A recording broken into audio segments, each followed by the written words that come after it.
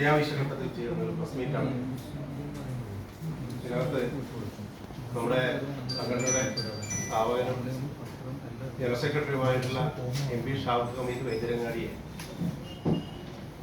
ഒരു രാത്രിയുടെ മറവിൽ ആക്രമിക്കുകയും കൊലപ്പെടുത്താൻ ശ്രമിക്കുകയും ചെയ്തിട്ട് ആ കേസ് നേരെ തിരിച്ച് ഷാഹുൽ മറ്റേവരെ ആക്രമിക്കാൻ ശ്രമിച്ചെന്ന രീതിയിലൊക്കെ വളച്ചൊടിച്ച് പോലീസിന്റെ സഹായത്തോടുകൂടി ഒരു കള്ളക്കേസ് ഉണ്ടാക്കുകയും അതുമായി ബന്ധപ്പെട്ട്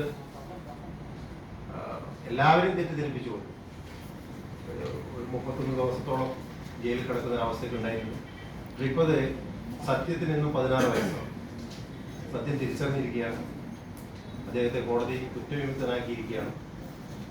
അതിനെതിരെ തിരിച്ച് മാനനഷ്ടം കൊടുത്ത് കേസ് ഫയൽ ചെയ്യുന്ന മറ്റു കാര്യങ്ങൾ നിങ്ങളെ സംഘടനയുടെ പ്രവർത്തകർ എന്ന നിലയിൽ നിങ്ങൾ അറിയിക്കണം. ഇന്നും സംഘടനയ്ക്ക് വേണ്ടിയിട്ട് ഒപ്പം നിൽക്കുന്ന നമ്മുടെ മാധ്യമ സുഹൃത്തുക്കൾക്ക് അത് അറിയിക്കണം എന്നുള്ളതുകൊണ്ടാണ് ഇങ്ങനെ പത്രസമ്മേളനം വിളിച്ചു ചേർത്തിട്ടുള്ളത്. ഇതിലേക്ക് എത്തിച്ചേർന്ന എല്ലാ ദൃശ്യമാധ്യമ മറ്റ് ഓൺലൈൻ മാധ്യമ മീഡിയ സുഹൃത്തുക്കളും എല്ലാവരെയും ഇതിലേക്ക് സ്വാഗതം ചെയ്തുകൊണ്ട് കാര്യങ്ങൾ വിശദീകരിക്കുന്നതിന് വേണ്ടി സെക്രട്ടറി പത്ര മാധ്യമ സുഹൃത്തുക്കളെ, 2020 ആരിഫ് എന്ന് പറയുന്ന ഒരാളുടെ വ്യാജമൊഴിയിലാണ് ഞാൻ 31 ദിവസം ജുഡീഷ്യൽ കസ്റ്റഡിയിൽ പോയത്.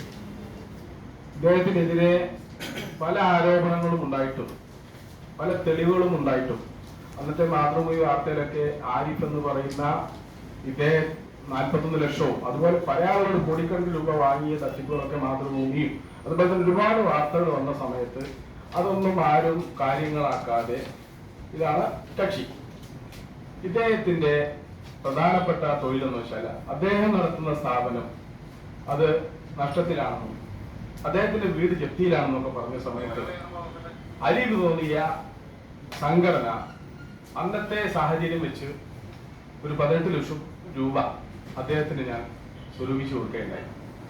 അതുപോലെ തന്നെ അദ്ദേഹത്തിന്റെ ജപ്തി വിഷയത്തിൽ ഇടപെട്ടുകൊണ്ട് അന്നത്തെ CSB ബാങ്കിന് മുന്നിൽ നടത്തിയ ധർണയും മറ്റ് സമ്മേളനങ്ങളും കേസും കേരള ഹൈക്കോടതിയിൽ ഫയൽ ചെയ്ത് സമയം വാങ്ങിച്ചു കൊടുത്തതും ഒക്കെ ഉൾപ്പെടെ 48 ലക്ഷം രൂപയാണ് അദ്ദേഹത്തിന് അന്ന് ഞങ്ങൾ കുറച്ച് വാങ്ങിച്ചു കൊടുത്തത്. എന്നിട്ടും ആ പണം അടയ്ക്കാതെ വീണ്ടും അദ്ദേഹം സ്റ്റേ വാങ്ങണമെന്ന് ആവശ്യപ്പെട്ടപ്പോൾ ഞങ്ങൾ ഇദ്ദേഹത്തെ പറ്റി അന്വേഷിച്ച സമയത്താണ് ഇദ്ദേഹം പല തട്ടിപ്പുകളിലും പെട്ടിട്ടുണ്ട്, അതുകൊണ്ട് ഇനി മുന്നോട്ട് പോകാൻ പറ്റില്ല എന്ന് പറഞ്ഞതിന്റെ അടിസ്ഥാനത്തിൽ 4-ാം തീയതി ഈ വിഷയം സംസാരിച്ചു. 5/2 ഇദ്ദേഹവുമായി ഞാൻ വാക്കുതർക്കങ്ങളുണ്ടായി. അന്ന് തന്നെ ഞാൻ ബന്ധപ്പെട്ട പോലീസിന് പരാതി കൊടുത്തു. അതിന് വിരോധം വെച്ച് രാത്രി 5/2 എന്റെ വീടിന്റെ മുന്നിൽ ഞാൻ ഓടിച്ചു വന്ന വണ്ടി തടഞ്ഞിട്ട് എന്നെ വെട്ടി പരിക്കേൽപ്പിക്കാൻ എനിക്ക് ശ്രമം നടത്തിയതിൽ ഞാൻ വണ്ടി മുന്നോട്ടെടുത്ത് ഞാൻ കൊണ്ടോട്ടി പോലീസിൽ പോയി അഭയം തേടുകയുണ്ടായി. ആ കേസ് ഞാൻ പരാതി കൊടുത്തു. എനിക്ക് അനുകൂലമായ ക്രൈം 84 എന്ന പരാതി രജിസ്റ്റർ ചെയ്ത് അന്വേഷണം നടത്താൻ വേണ്ടി FIR ഇട്ടു. അതിൽ ആരിഫ് ഇടപെട്ടു. 18 ലക്ഷം രൂപ തിരിച്ചു തരാതിരിക്കാൻ വേണ്ടി പല പോലീസ് ഉദ്യോഗസ്ഥരെയും ഇവര് വ്യാജമായ കാര്യങ്ങൾ പറഞ്ഞ് തെറ്റിദ്ധരിപ്പിച്ച് എനിക്കെതിരെ 9 ദിവസത്തിന് ശേഷം 5/2 എന്റെ കേസ് കഴിഞ്ഞ് എന്റെ പരാതി 5/2 രജിസ്റ്റർ ചെയ്തിട്ടുണ്ട്.